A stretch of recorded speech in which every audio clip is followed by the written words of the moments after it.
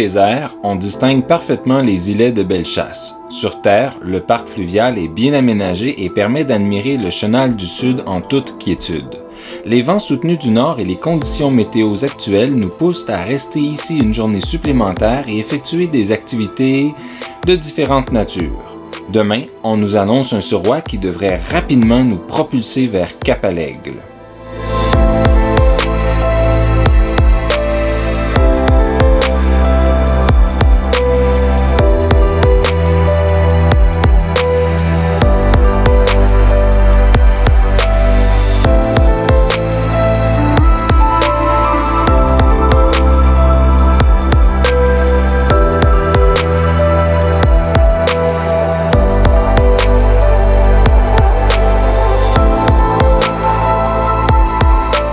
Nous prévoyons appareiller 2h30 avant la haute mer ici à Berthier afin de conserver une certaine marge de manœuvre pour l'arrivée prévue à 14h45.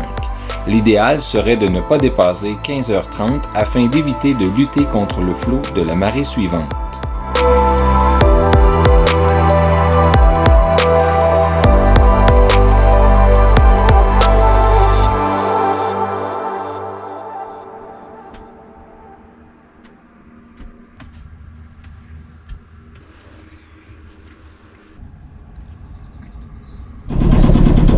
Oui, la vaisselle était toute sèche. Et là, elle est encore toute mouillée. Départ de Berthier-sur-Mer. Donc on refoule contre le flot, on est à 4 nœuds. Et puis, mais ça va être comme ça pendant environ 1 heure. Après ça, la renverse va s'installer. Là, tranquillement, pas vite, on va prendre la vitesse. On a préféré prendre un petit peu d'avance. On espère que le vent va se lever le plus tôt possible, de façon à ce qu'on puisse faire un peu de voile. Mais pour l'instant, c'est calme, gris, nuageux, plat. On verra. Lagarta, ici, Fuligule, répondez. À l'écoute pour Fuligule. 3.8, 3.9 sur le fond, c'est bon. Puis, je vais vous souhaiter une bonne route. Répondez. Je sais pas si on va pouvoir faire de la voile, mais bon, on va y arriver. Ah, c'est bon, moi aussi, je suis confiant. Fait que, je vous souhaite une bonne route à vous autres aussi, puis on se voit sur les quais là-bas. Roger. Fuligule, terminé. Lagarta, terminé.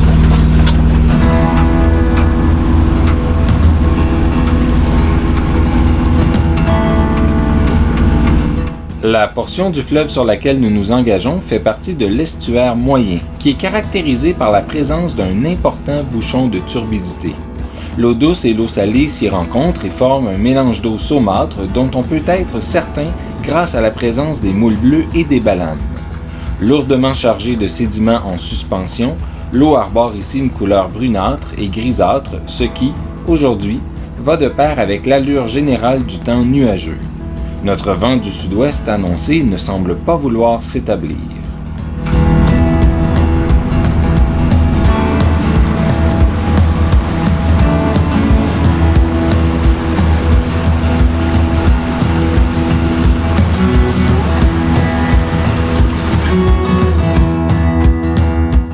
L'histoire du Chenal du Sud n'est pas à prendre à la légère. Les cartes de lotissement au début des années 1700 montrent que les premiers colons ont utilisé cette voie navigable pour s'établir sur la rive sud en aval de Québec. Ce chenal est devenu la principale route de navigation au 19e siècle, entre autres parce que tout navire d'outre-mer devait, dès 1832, transiter par la station de quarantaine établie à la Grosse-Île. On recommandait ce passage aux pilotes, dont la majorité l'utilisait, étant donné les courants plus dociles et les nombreux mouillages tout à fait adaptés pour les embarcations à voile de l'époque.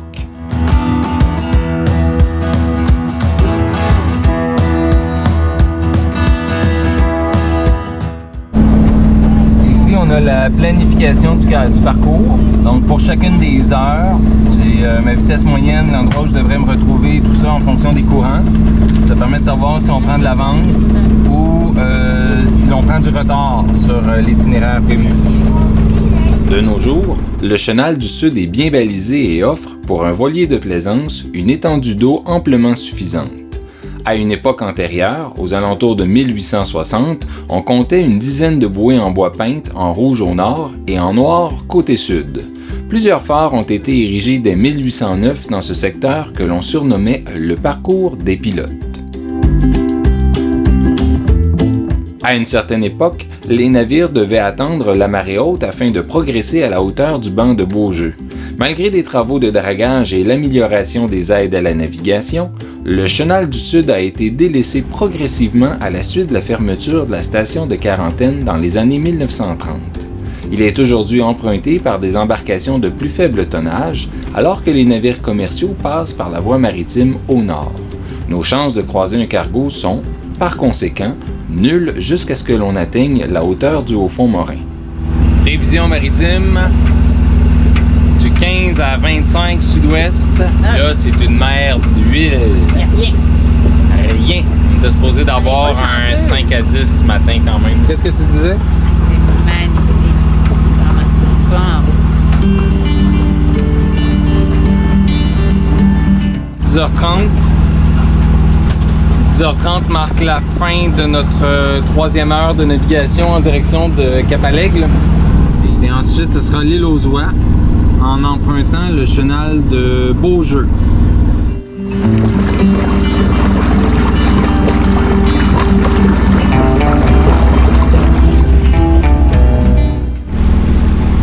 On approche des piliers et de la traverse Saint-Roch. Qu'est-ce qui est prévu ce midi? Salade verte, sandwich au jambon. Salade verte. Ça va être bon. On arrive à la hauteur des piliers et il est 11h30. On se trouve à avoir un peu plus de 2,2 milles nautiques d'avance sur notre planification. Ce qui est parfait. On va être certain de ne pas refouler là, vis-à-vis Cap-à-l'Aigle. Et c'est parti pour la traverse Saint-Roch.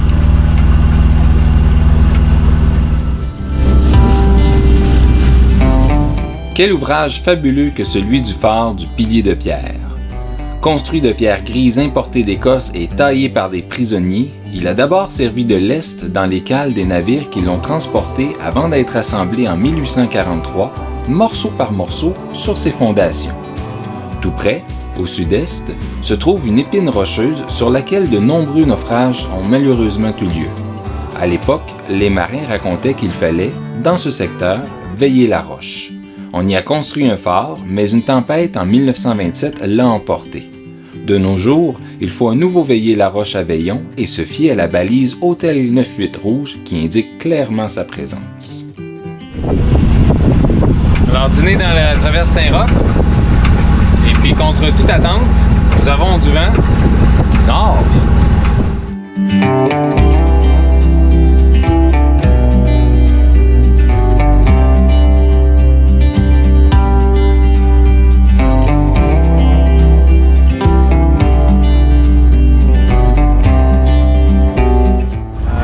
Midi et demi, on arrive à la Hôtel 8-3, donc on a à peu près un peu plus de 3000 d'avance sur notre planification.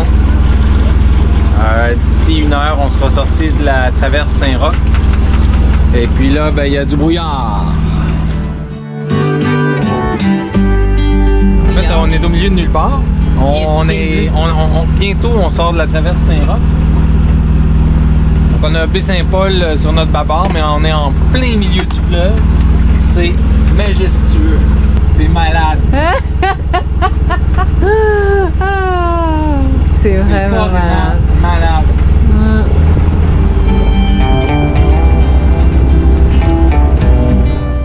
Ok, la preuve, 12,8 nœuds. Ça bat mon record, 13.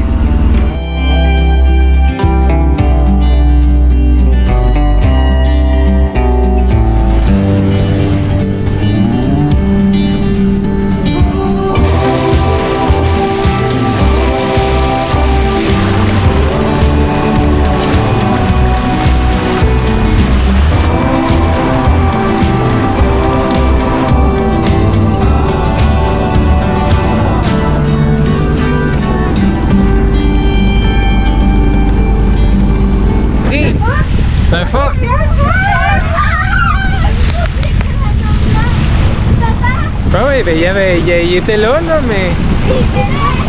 Bon, il y avait un phoque. Il a vu son dos.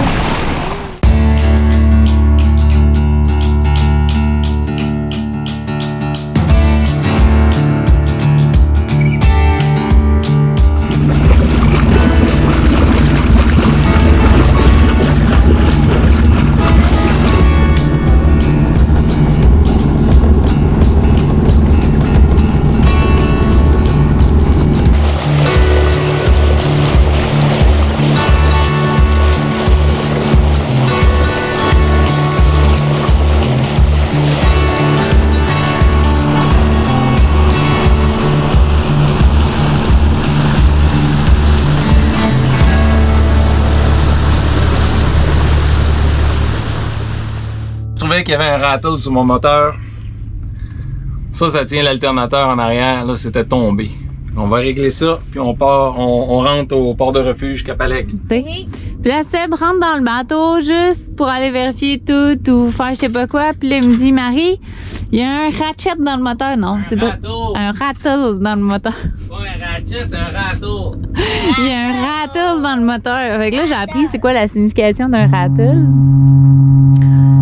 Puis, après ça, la Coast Guard a communiqué avec le cargo qu'on voit présentement. Après ça, la Coast Guard a dit à Seb, ben écoute... Oh mon Dieu! Ben là, on est reparti, gang! Et là, il y a de l'émotion ici, là! J'avoue, il me fait peur. Mais regarde comment il passe loin! Non, Ah, il est loin. non, mais c'est ce qui me fait pas peur. Ah, ça y est! C'est un boulon derrière l'alternateur, là. Complètement difficile. Il était dans le fond. Virage sans visibilité parce qu'il y a du... My God!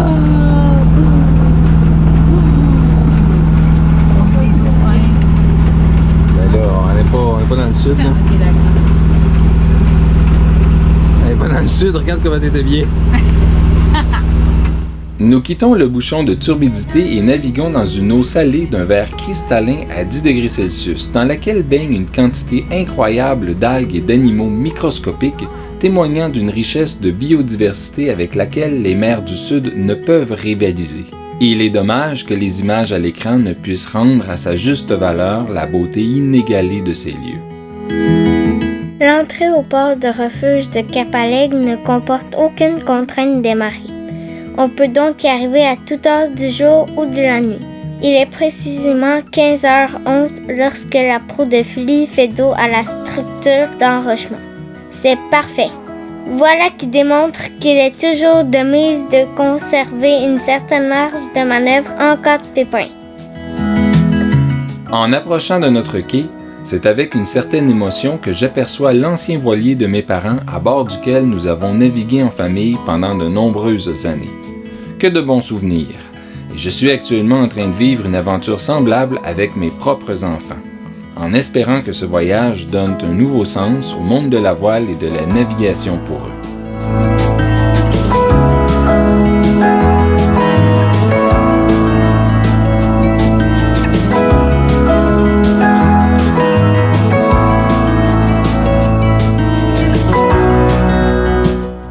L'étape suivante, Tadoussac.